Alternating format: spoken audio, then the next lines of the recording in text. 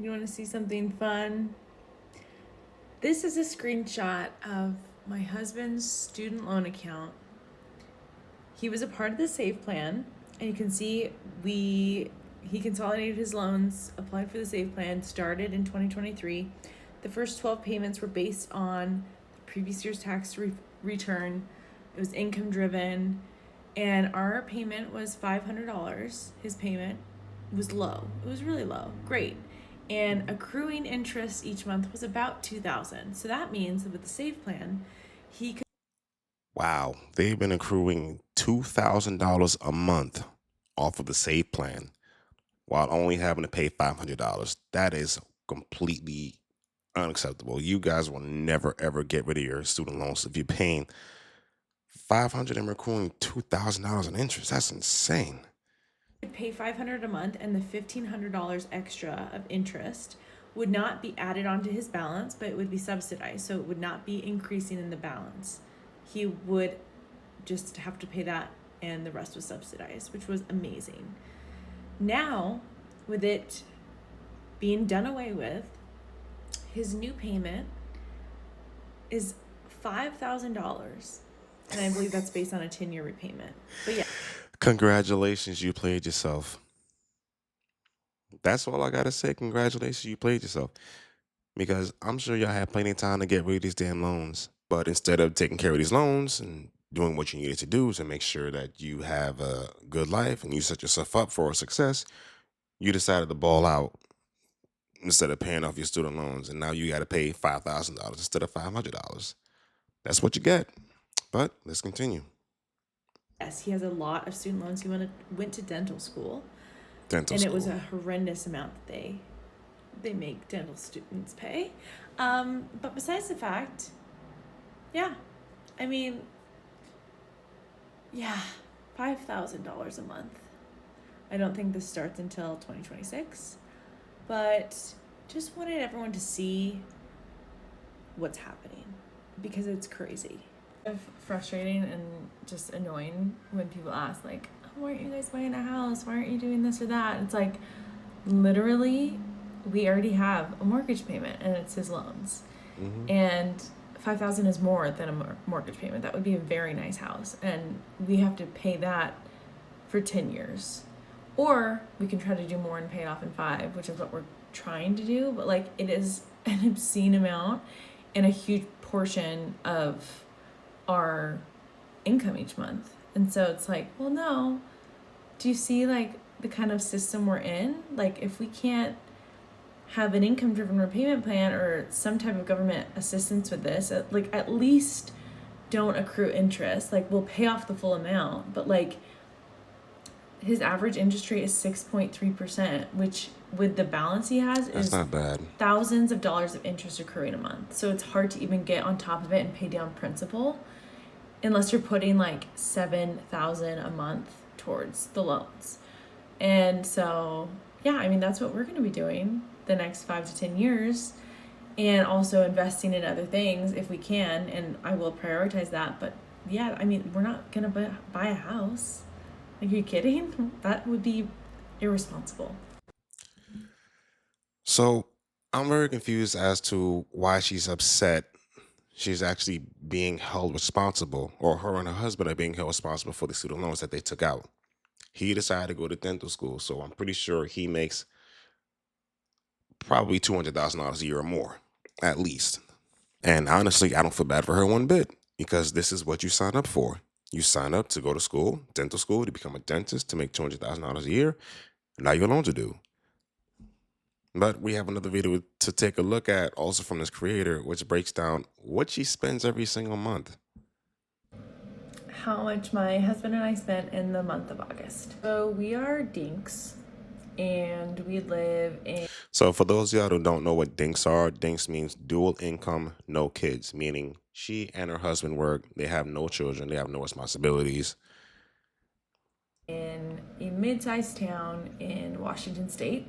So these prices are, I guess, going to be based on the area that we're in.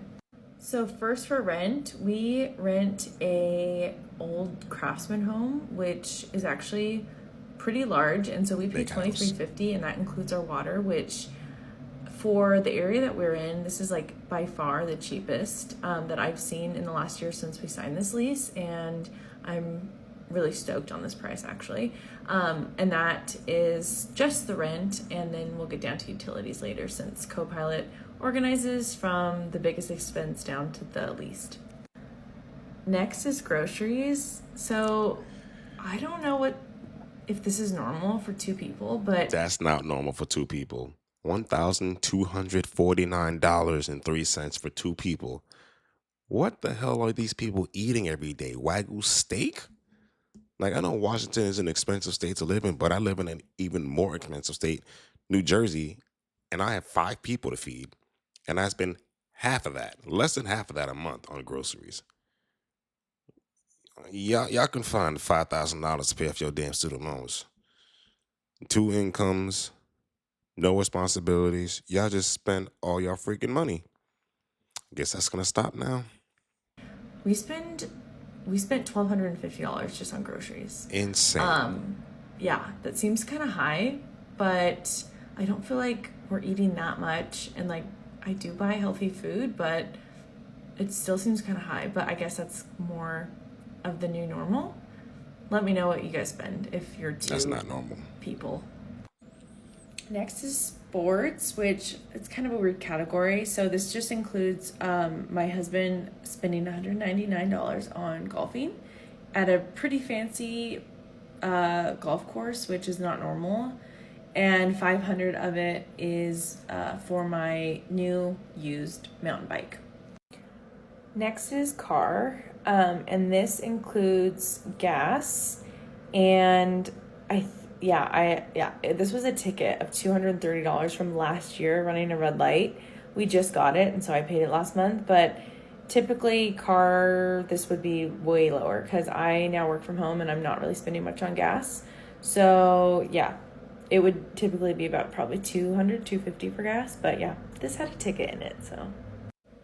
Next is healthcare costs, which usually this is not very large at all. That's not bad. But we both had gone to the doctor, and since we both have high deductible healthcare plans, it doesn't cover a ton, even though a lot of this was preventative. But I had to fight with one office about a certain thing being preventative, and they were like, no, it's not. So anyway, $330 for healthcare. And then in shopping, we have $237, which is mainly Amazon purchases, and I think there was a gift that I categorized as shops in here.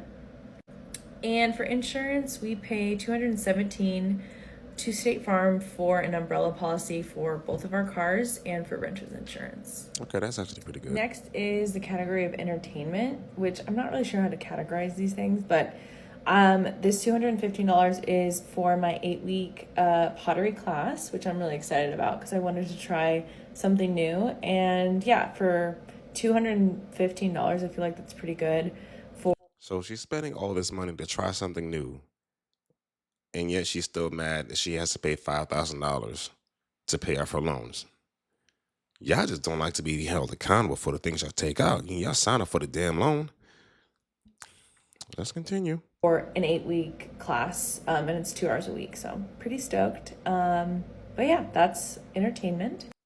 Pets, we spent $211 taking our dog to the vet for the first time in actually a while. Y'all can't afford to have a And pet. so typically that category is not very high.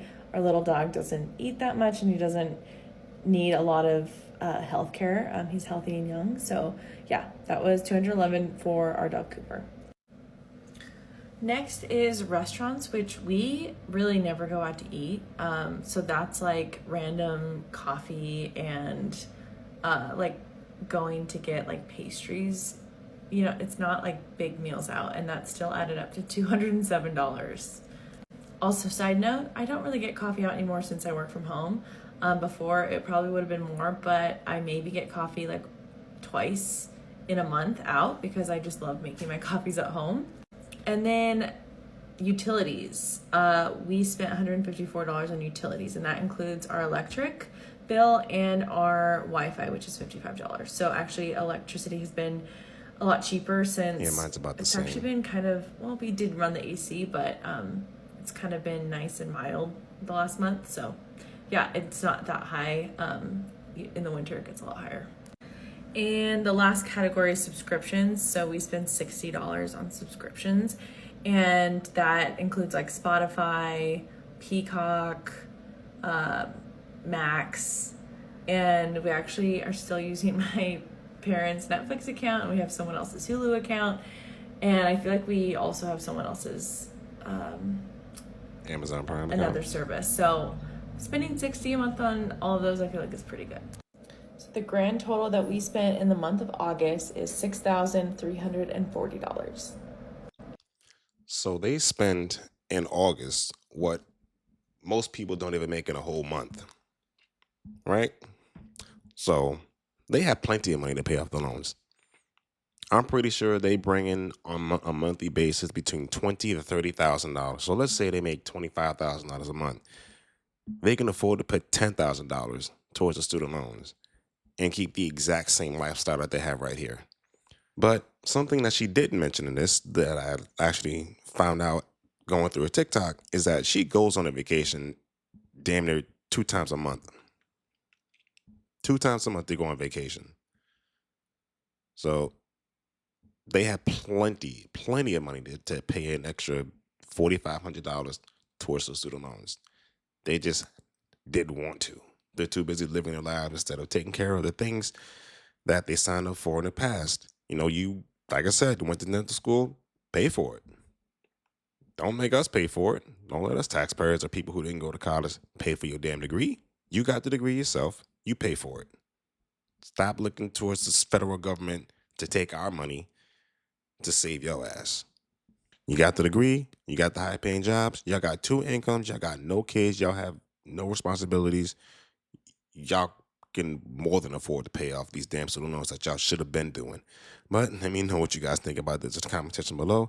Make sure you hit the like button, subscribe to the channel. We'll see y'all next time.